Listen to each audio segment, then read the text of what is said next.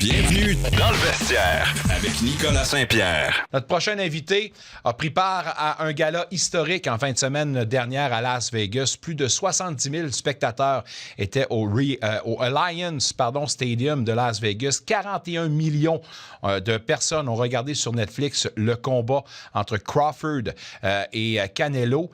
Mais dans la sous-carte, un combat qui, selon plusieurs, devrait être décerné le combat de l'année.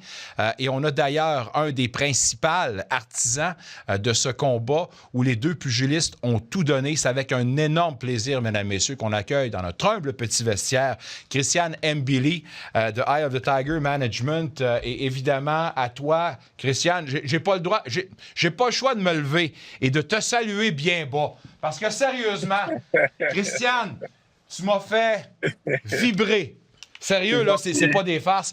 Christiane, tu m'as ébahi, puis je pense que je me fais le porte-parole pour une majorité de fans de boxe pour nous dire que tu étais magnifique. Comment tu te sens au terme de ce week-end-là où tu as fait partie des bonnes histoires?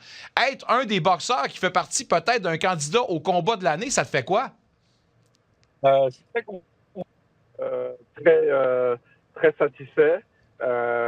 C'est sûr que j'aurais aimé ça avoir à revenir avec la victoire. Je vais focuser sur le positif. On a eu le combat de l'année. La ceinture reste au Québec.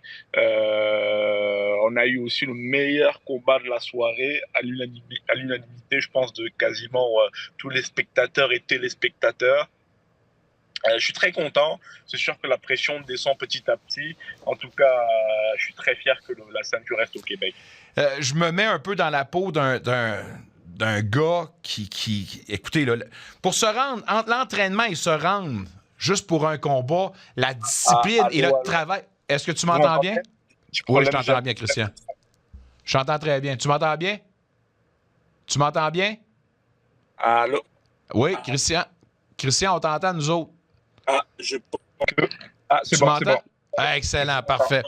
Christian, désolé. Je me demandais, parce que entre ton combat et la préparation, c'est une discipline, c'est un travail incroyable. Comment décevant ce résultat-là, une nulle, avec un résultat partagé, est décevant pour un gars qui a tout donné? C'est sûr, c'est très décevant, sachant aussi que avant ce dernier combat, j'ai eu un combat quasiment un mois avant ça, avant le dernier combat. Je suis allé en préparation immédiatement. Malheureusement, ils nous ont annoncé un peu ça à la dernière minute. C'était une opportunité qu'on ne pouvait pas rater. C'est une opportunité à saisir. C'est sûr que c'est un petit peu frustrant après tous les sacrifices, après tous les entraînements que j'ai pu faire,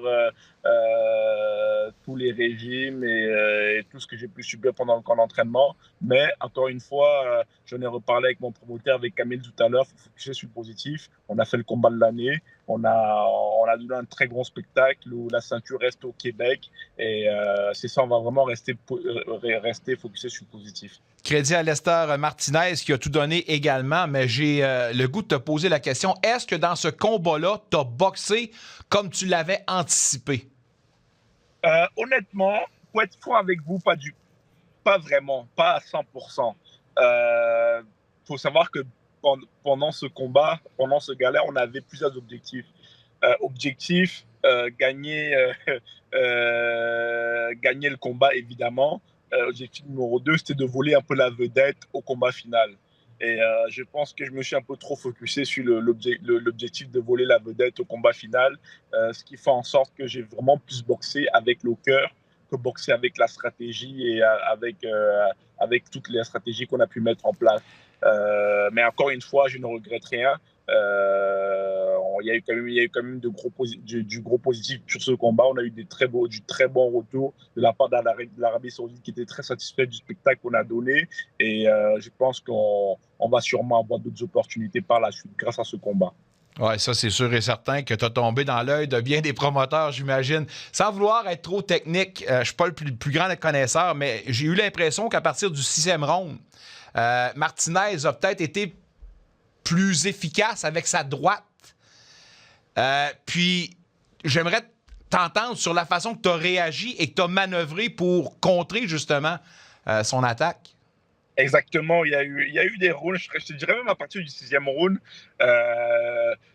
comment dire ça, je suis pas juge arbitre non plus, à partir jusqu'au sixième round, je pense avoir dominé le combat jusqu'au Oui, sixième. je suis d'accord. Après le sixième round, ça commençait à plus ou moins s'équilibrer. Également, pour être plus précis, à partir du sixième round, j'ai eu il m'a touché beaucoup au corps, ce qui a diminué mon rythme parce que dans la boxe, plus on te touche au corps, plus ça diminue un petit peu ton activité parce que ça fatigue beaucoup le travail au corps.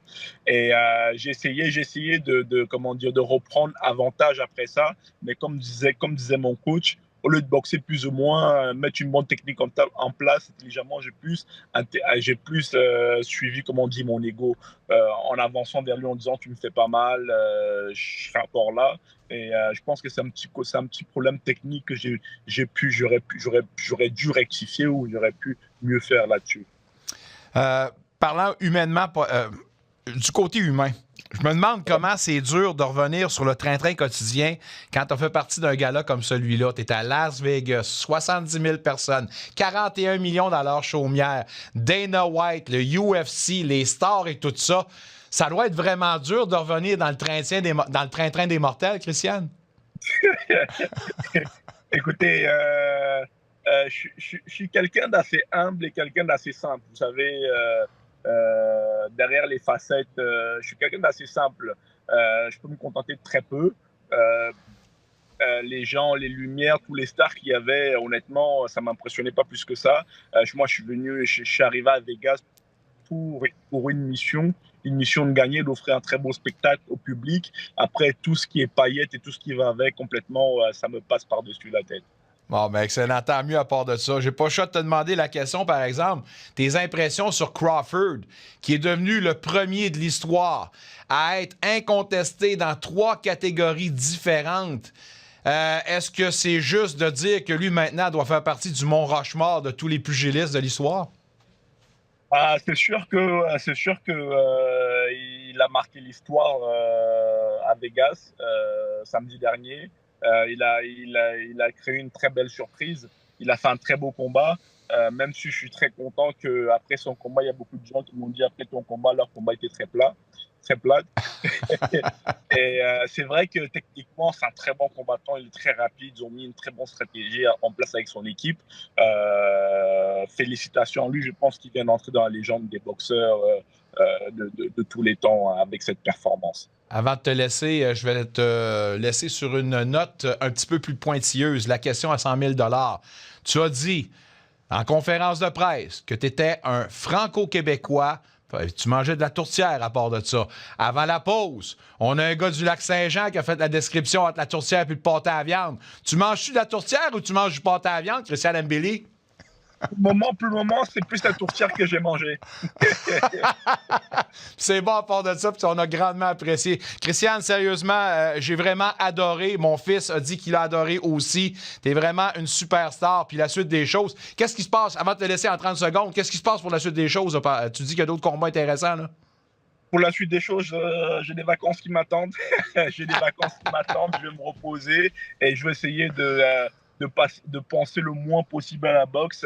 Comme je l'ai dit tout à l'heure, j'ai vraiment enchaîné des combats cette année. Le planning a été bouleversé par cette proposition de dernière minute. Ça fait en sorte que mon corps a grandement besoin de repos. Et pour le moment, je vais vraiment me concentrer sur relaxer, prendre des vacances. Et ensuite, pour le reste, vous pouvez être sûr que je ne combattrai pas avant l'année prochaine. Salutations à ton entraîneur Craig Ramsey et toute ton équipe. Merci, Christian, d'avoir accordé quelques temps à notre grande équipe du vestiaire. Un plaisir. J'espère que ce n'est pas la dernière fois. On refait ça bientôt. Avec plaisir. Merci pour l'invitation. À très bientôt. Au revoir. Christian Mbili, mesdames, messieurs, complète cette portion d'émission. Diane qu'on a du plaisir. Un retour sportif 100% local dans le vestiaire avec Nicolas Saint-Pierre.